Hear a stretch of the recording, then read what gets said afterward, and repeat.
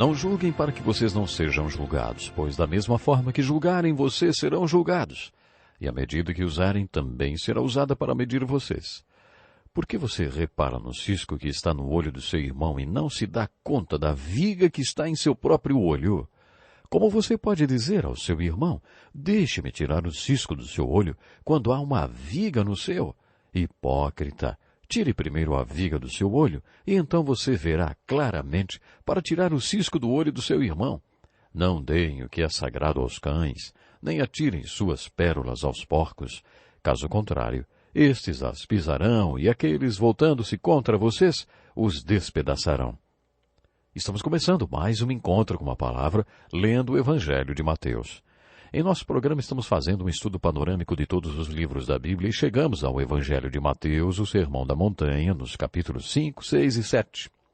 Os versículos que acabei de ler estão no capítulo 7 de Mateus e representam a conclusão do ensinamento de Jesus no que chamamos de primeiro retiro espiritual.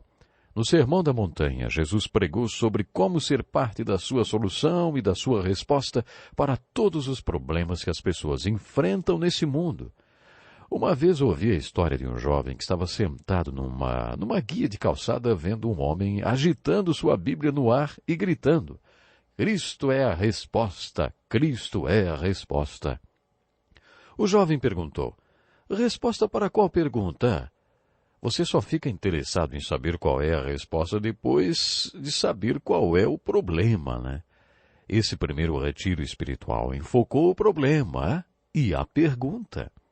Depois, Jesus mostrou como se tornar resposta e solução para essas perguntas e esses problemas, pregando sobre as bem-aventuranças. Jesus falou sobre como podemos ser usados na sociedade se tivermos as atitudes certas diante das experiências que o Espírito Santo nos apresenta. Para isso, precisamos ter fé para crer que nós não podemos, mas Ele pode. Jesus falou sobre como nossa justiça pode funcionar nos nossos relacionamentos e sobre os valores verticais de um discípulo. A segunda metade do capítulo 6 de Mateus é um estudo sobre valores. Leia o texto dos versículos 19 a 24 e estude mais sobre esses valores. Faça o estudo também através das nossas apostilas. Se você ainda não recebeu o seu material, peça hoje mesmo. A última parte desse ensinamento dado por Jesus no topo da montanha enfocou o que realmente significam os valores de Deus quando ele diz: "Busquem, pois, em primeiro lugar o reino de Deus e a sua justiça, e todas essas coisas lhes serão acrescentadas." Em Mateus 6, Jesus nos ajuda a verificar se realmente temos os valores de Deus. De acordo com Jesus, se você quer saber quais são os seus valores, considere, antes de tudo, suas atitudes. Em que você pensa durante todo o dia? O que faz você ficar ansioso? Com o que você se preocupa? Quais são suas atividades? O que você fica fazendo o dia todo? Se você quer descobrir quais são seus valores, reflita sobre quais são suas ambições. Se você quer saber quais são seus valores, reflita sobre a quem ou a que você dedica fidelidade. O que ou a quem você serve todos os dias? Quando você começa a pensar sobre essas coisas, começa a enfocar os seus valores.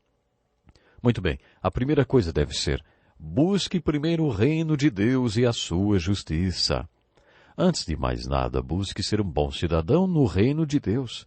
Deixe que Deus se torne o seu rei e mostre a você o que é certo. Depois Deus cuidará para que todas as suas necessidades sejam satisfeitas. Em Mateus capítulo 7, Jesus começa a finalizar o primeiro retiro espiritual. No versículo 5, Jesus nos ensina a olharmos para dentro de nós mesmos. Jesus começou seu ensino com as bem-aventuranças. Ele estava nos ensinando a olharmos para dentro. E quando conclui seu discurso e finaliza o primeiro retiro, ele nos desafia a assumirmos o compromisso de olharmos para dentro de nós mesmos. Para destacar esse compromisso, Jesus faz a seguinte pergunta aos discípulos: por que você assume um papel de inspetor na vida de outras pessoas, procurando um cisco no olho dos outros, quando você mesmo tem uma viga no seu olho, hein? Jesus estava dizendo que é ridículo ficar tentando descobrir o que há de errado com os outros e ser muito crítico. A metáfora que Jesus usa do cisco e da viga no olho mostra o senso de humor dele. Mas tem pessoas que realmente se encaixam nessa metáfora de Jesus. Essas pessoas estão sempre olhando para os outros, tentando jogar a culpa de tudo que acontece nos outros. Quando é claro e evidente que o problema são elas mesmas.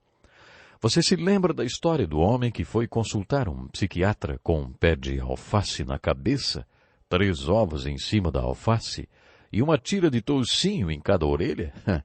E aí, quando o médico perguntou qual era o problema, ele disse: "Sabe o que é, doutor? Estou muito preocupado com meu irmão. Acho que o meu irmão está com um problema grave." Muitas pessoas são assim, estão cheias de problemas e querem falar dos problemas dos outros. Jesus lançou 2 perguntas. Por que você é tão crítico? E como será que você pode ajudar alguém com um cisco no olho quando você tem uma viga inteira no seu olho? Já caiu um cisco no seu olho alguma vez? Quando eu era criança, entregava jornais pela vizinhança e um dia caiu um cisco num dos meus olhos. Durante todo o tempo que caminhei entregando jornais, aquele cisco ficou me incomodando muito. Um dos clientes era um oculista e eu parei em frente ao consultório dele. Comecei a recolher a correspondência que outras pessoas haviam atirado à sua porta e fui entregá-la para a secretária. Ela notou algo, perguntou se eu estava com algum problema no olho e disse que o oculista poderia cuidar daquilo. E ele realmente tirou o cisco em 1 segundo. Quando eu estava deixando o consultório, a moça disse: "São R$10. Eu não acreditei. Eu tinha tão pouco dinheiro comigo. Comecei a juntar o que tinha até que deu R$10 e entreguei para ela. Fiquei muito desanimado. Quando cheguei em casa, contei para minha mãe o que tinha acontecido. Minha mãe argumentou: "Filho, o papai recebe pelo que faz, e aquele oculista ganha pelo que ele sabe fazer." Daquele dia em diante, decidi que eu também ganharia por aquilo que conhecesse, e não pelo que fizesse. Minha mãe continuou: "Sabe, ele fez faculdade." E eu respondi: "E agora ele quer que eu pague por todo o esforço dele com os meus R$10 só para me tirar um cisco do olho? Na verdade, eu faria qualquer coisa para me livrar daquele cisco no olho." Se você já sofreu com um cisco no seu olho, pode entender a ironia de Jesus falando sobre ter uma viga em vez de um cisco. Imagine, se você tivesse uma viga inteira no olho, será que iria se preocupar com o cisco no olho do outro? Mas Jesus não foi irônico nem bem-humorado na frase seguinte. Ele disse: "Hipócrita, tire primeiro a viga do teu olho e então você verá claramente para tirar o cisco do olho do teu irmão." No capítulo 5, Jesus fala sobre a importância de agir corretamente com seu irmão. Ele diz: quando você buscar a Deus em oração, se houver algum problema com seu irmão, primeiro acerte-se com seu irmão e depois busque a Deus. Primeiro seu irmão e depois Deus. Agora Jesus estava falando sobre problemas pessoais. Ele diz: primeiro trate do seu olho e depois do olho do seu irmão. Quando o problema é de relacionamento, um discípulo tem que primeiro ver qual é sua parte nele. Devemos deixar que Deus nos trate primeiro antes de ajudarmos os outros. Outro problema abordado por Jesus foi o julgamento e a crítica. Lembre-se, os fariseus eram legalistas. Pode ser que Jesus estivesse ensinando aos seus discípulos a se relacionarem com os fariseus? Ele disse algo mais ou menos assim: se você começa a analisar e criticar os outros com lente microscópica, eles também vão usar uma lente microscópica para criticar você. Mas se você usar uma lente telescópica, eles usarão essa mesma lente com você. E essa segunda situação é muito mais confortável do que a primeira. Jesus então faz uma abordagem positiva. A mesma medida que você usar para dar coisas boas a outras pessoas, elas usarão para dar a você. Se você der só um pouquinho de amor, elas darão a você só um pouquinho de amor também. Agora, se você der um caminhão de amor, elas darão a você amor aos montes. A medida que você usa depende da sua escolha, mas a mesma medida será usada para você. Jesus estava dizendo que o relacionamento humano é uma rua de duas mãos. É você quem tem de tomar a iniciativa e estabelecer um padrão de amor nos seus relacionamentos. Nessa passagem, Jesus não está dizendo que nunca devemos julgar. Ele começa com as palavras, não julguem. Muitas pessoas acabam com a frase aí, principalmente quando são confrontadas por causa de algum pecado. Elas costumam dizer, a Bíblia diz, não julguem. Devemos ler esses 5 versículos do capítulo 7 de Mateus. Jesus realmente diz, não julguem. Em outras palavras, não sejam supercríticos para que as pessoas não critiquem muito vocês. E Jesus continua, façam um auto-julgamento primeiro e retire a viga dos seus olhos. Resolva seus problemas. E então, você poderá ver claramente e terá condições de julgar e ajudar outras pessoas. Nessa passagem, Jesus está dizendo, olhe para dentro de você mesmo, coloque sua casa em ordem. Assuma o compromisso de olhar para dentro de si mesmo, porque se você fizer isso e tirar a viga do seu olho, você será uma pessoa segura nos seus relacionamentos. Nesse sermão, Jesus nos desafia a olharmos para dentro, para o alto e ao redor. No final do seu sermão, Jesus nos desafia a afirmarmos o compromisso de olharmos para dentro. Ouça com atenção os versículos 7 e 11 do capítulo 7 de Mateus. Diz assim, peçam e lhes será dado. Busquem e encontrarão, batam e a porta lhes será aberta. Se vocês, apesar de serem maus, sabem dar boas coisas aos seus filhos, quanto mais o Pai de vocês que está nos céus dará coisas boas aos que lhe pedirem. Nesse texto, Jesus está desafiando seus discípulos a assumirem um compromisso de olharem para cima. Um compromisso de pedir, buscar, bater, até que a porta se abra. Jesus então dá uma promessa de 3 dimensões. Todo que pede, recebe, o que busca, encontra, e todo que bate, acaba encontrando uma porta aberta. No versículo 12 desse capítulo 7, ouvimos Jesus dando uma terceira direção para a nossa atenção. Comprometam-se a olhar ao redor. É aí que Jesus traz um ensino ético de grande importância chamado de as regras de ouro. As regras de ouro são a última parte do seu ensino antes de convidarmos a irmos à frente no primeiro retiro espiritual. E versículo 13 é o início desse convite. Imagine que Jesus diz aos discípulos mais ou menos isso. Agora olhem para baixo. Estão vendo aquele povo lá embaixo? Escolham alguém que seja diferente de vocês. Se você é branco, escolha alguém negro. Se você é judeu, escolha um cristão. Agora coloque-se no lugar dessa pessoa e pergunte-se o que você gostaria que alguém no topo da montanha fizesse por você. O que essa pessoa que você escolheu diria? Agora o faça. Tudo que você quer que os homens façam por você, faça para eles também. Essa é a lei e os profetas. No versículo 12 encontramos o resumo das regras de ouro. Assim em tudo façam aos outros o que vocês querem que eles lhe façam, pois esta é a lei e os profetas. Se você conseguir aplicar as regras de ouro, resolverá todos os seus problemas de relacionamento. Coloque-se no lugar de seu pai. O que ele gostaria que você fizesse? Se você é um adolescente, o que gostaria que seu pai fizesse? Coloque-se no lugar de sua mulher. O que ela gostaria que você fizesse? Depois de descobrir a resposta, coloque-a em prática. Essa regra de ouro das relações familiares é incrível. Ou se você é negro, coloque-se no lugar do branco e descubra o que ele gostaria que você fizesse por ele. Se você é empresário, coloque-se no lugar de algum empregado e pergunte-se o que essa pessoa gostaria que você fizesse. Todo tipo de relacionamento é uma rua de 2 mãos. E as regras de ouro também servem para as relações entre raças diferentes. Portanto, se você é um branco, se coloque no lugar do negro e se pergunte o que ele gostaria que eu fizesse por ele. Imagine que você viva no Líbano ou no Afeganistão. O que você gostaria que um brasileiro fizesse por você? Depois que você descobrir a resposta, pratique-a. Nesse trecho, Jesus está mandando que nos coloquemos no lugar de outras pessoas, de alguém que nunca aceitou a Jesus Cristo ou ainda alguém que esteja experimentando as consequências negativas do pecado.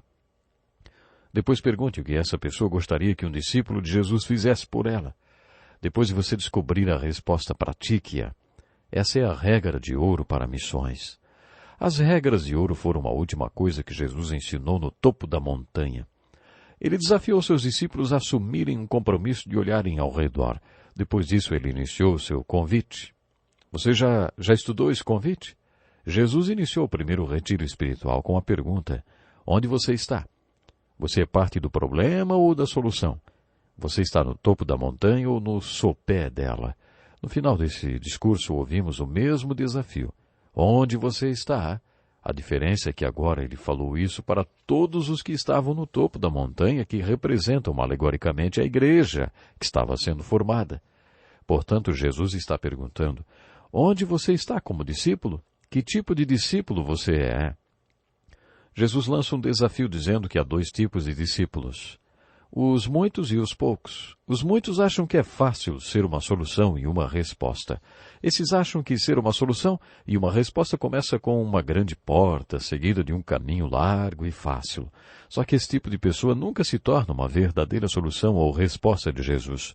Então Jesus diz, vocês descobrirão que entre vocês haverá poucos, muito poucos, que entendam que esse negócio de ser sal da terra e luz do mundo começa com uma porta estreita, seguida por um caminho difícil de discipulado e disciplina. As pessoas que passam por esse processo são minhas soluções e respostas. Você é um dos poucos ou dos muitos? Onde você está? Jesus termina assim o seu primeiro retiro espiritual. A seguir, Jesus diz, cuidado com os falsos profetas. Eles vêm a vocês vestidos de peles de ovelhas, mas por dentro são lobos devoradores. Jesus podia estar falando de líderes religiosos, mas Jesus estava falando no topo da montanha. Isso significa que ele estava falando com a igreja. Você acha que existem pessoas falsas na igreja? Claro que sim. É sobre isso que Jesus fala na parábola do joio e do trigo. Nessa parábola, Jesus conta que o trigo e o joio cresceram juntos e que, no dia da colheita, o trigo e o joio serão separados para o julgamento. Mas antes disso, eles não podem ser separados. O trigo representa os discípulos verdadeiros e o joio os falsos, e os dois estão juntos. Por isso Jesus lança o desafio, onde você está? Depois de apresentar esse desafio, Jesus disse, há aqueles que falam e aqueles que fazem. Preste atenção ao texto bíblico. Muitos me dirão naquele dia, Senhor, Senhor, não profetizamos em Teu nome? Em Teu nome não expulsamos demônios e não realizamos muitos milagres. Então lhes direi claramente, nunca os conheci. Afastem-se de mim, vocês que praticam o mal. Isso se refere a uma pessoa que alega ser discípulo e que pensa que está fazendo obras de maravilhas. Mas Jesus diz que são pessoas que praticam o mal e que nunca fizeram a vontade de Deus. Concordo com Dietrich Bonhoeffer quando ele disse, apenas os que creem obedecem e quem obedece crê. Também podemos dizer que você faz aquilo em que acredita, o resto é só balela religiosa. Vou repetir para enfatizar, olhem para o sopé da montanha, Jesus está dizendo. Estão vendo toda aquela gente lá embaixo? Eles não precisam de discurso religioso, isso não vai resolver os problemas deles. A única maneira de vocês serem solução e resposta para as necessidades humanas é tornando-se cumpridores da vontade de Deus e não apenas pregadores. A seguir, Jesus conclui o seu ensinamento falando, a vida é assim, duas casas, uma ao lado da outra, e uma forte chuva caiu sobre ambas. Uma desabou com a chuva e a outra não. O que essa ilustração significa? Jesus estava dizendo que, se você ouve seus ensinamentos e os obedece, você é como a casa que não cai, porque está fundada sobre a rocha. Mas se você ouve os ensinos de Jesus e não os obedece, é como a casa que não tem fundamento e por isso cai por causa da chuva. Pela terceira vez, Jesus está desafiando seus discípulos. Onde vocês estão, hein? Para resumir o primeiro retiro espiritual, gostaria de destacar alguns pontos. Primeiro, observe como Jesus enfatiza a questão da justiça, de ser justo. Devemos ter fome e sede de justiça, devemos sofrer por causa da justiça e exceder na justiça. Devemos praticar a justiça e buscar a justiça como prioridade número 1 em nossas vidas. Observe que Jesus termina seu convite dizendo, há muitos e há poucos, ao falso e o verdadeiro, os que falam e os que fazem. Jesus desafiou seus discípulos com essas perguntas. Você faz parte dos poucos ou dos muitos? Você é um dos falsos ou um dos verdadeiros? Você é dos que fazem ou dos que só falam, hein? Também gostaria de destacar a crise que representa tornar-se um cristão. Você é crente? Então, onde você está? Você ainda está no sopé da montanha? Ainda é parte do problema e está cheio de dúvidas? O fato de você participar de um curso como este, ou de frequentar uma igreja, demonstra que, pelo menos, você está declarando ser parte da resposta, não? Essa é a crise que existe em se tornar cristão. Um dos desafios apresentados por Jesus referia-se aos tipos de pessoas que causam impacto no mundo. Esses tipos são representados pelas bem-aventuranças.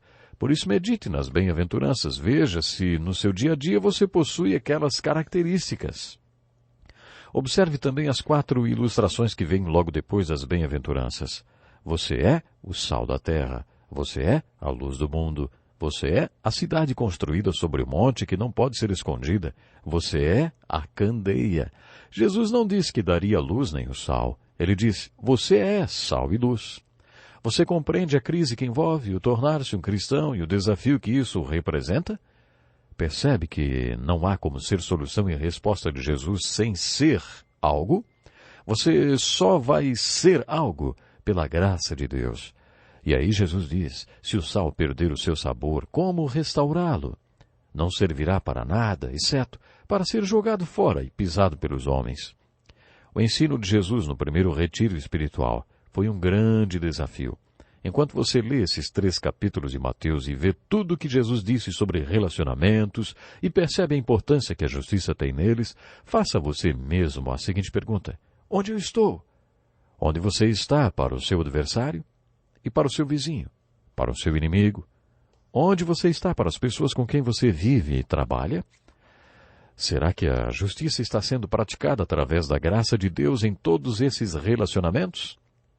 Lendo o capítulo 6, pergunte-se a si mesmo se você pratica as disciplinas verticais e espirituais de um discípulo. Será que você tem as disciplinas de Jesus Cristo em sua vida porque tem praticado as disciplinas da mordomia, da oração, do jejum e do olhar para cima? Será que você tem os valores verticais de Deus em sua vida? Quais são os seus valores?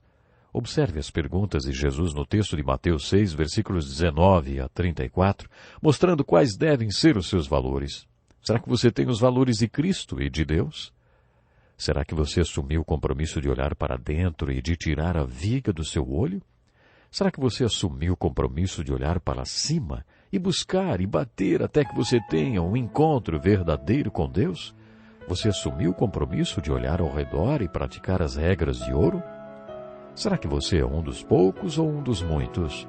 Você é falso ou verdadeiro? Você é um dos que falam ou um dos que fazem a vontade de Deus através de Jesus Cristo? É esse o desafio que ainda vale para nós, lançado por Jesus no primeiro retiro espiritual. Eu gostaria que você pensasse seriamente nisso.